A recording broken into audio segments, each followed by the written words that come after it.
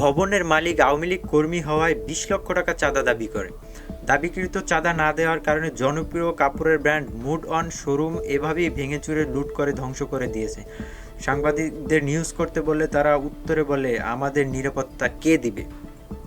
তাহলে দেশে যে গণমাধ্যমের যে একটি বাক স্বাধীনতা সেটাকে নাকি ফিরিয়ে আনা হয়েছে, মানুষের বাক স্বাধীনতা ফিরিয়ে আনা হয়েছে। তাহলে এখন বাক স্বাধীনতা কোথায়? বাক স্বাধীনতা কে হরণ করলো? সংবাদকর্মীদের বাক স্বাধীনতা কে হরণ করলো? এর জবাব কে দিবে?